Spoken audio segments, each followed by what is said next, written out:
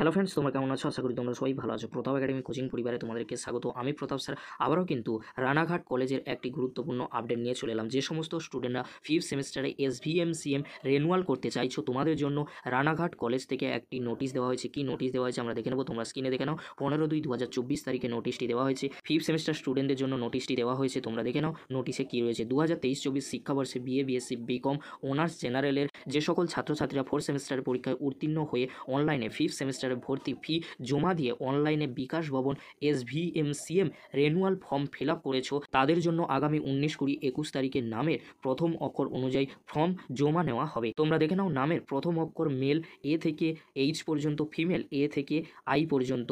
তোমাদের কাউন্টার নম্বর মেলদের 8, ফিমেলদের 7, তারিখ 19/2/2024, সময় কিন্তু দিয়ে দিয়েছে 11টা 30 থেকে 2টো PM পর্যন্ত। এবারে তোমরা দেখে নাও, যে সমস্ত স্টুডেন্টদের নামের অক্ষর মেল I থেকে R, ফিমেল M থেকে R, কাউন্টার নম্বর মেলদের 8, ফিমেলদের 7, তারিখ রয়েছে 20/2/2024, সময় 11টা 30 থেকে 2টো PM পর্যন্ত। এবারে তোমরা দেখে নাও, মেলদের S থেকে Z, ফিমেলদের S থেকে Z, কাউন্টার নম্বর মেলদের 8, ফিমেলদের 7, তারিখ রয়েছে 21/2/2024, 11টা থেকে 2টো পর্যন্ত।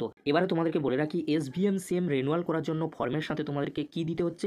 মাধ্যমিকের অ্যাডমিট কার্ডের জেরক্স দিতে হবে, থার্ড ও ফোর্থ সেমিস্টারের রেজাল্টের জেরক্স দিতে হচ্ছে, ফ্যামিলি ইনকাম সার্টিফিকেট দিতে হচ্ছে, ব্যাংক পাসবুকের জেরক্স দিতে হচ্ছে, কলেজে স্টুডেন্ট পোর্টাল থেকে ভর্তির রিসিপ্ট দিতে হচ্ছে, আর আধার কার্ডের জেরক্স দিতে হবে। তোমাদেরকে আরও বলে রাখি, থার্ড সেমিস্টার ও ফোর্থ সেমিস্টারে অরিজিনাল মার্কশিট কিন্তু সঙ্গে নিয়ে যেতে হবে।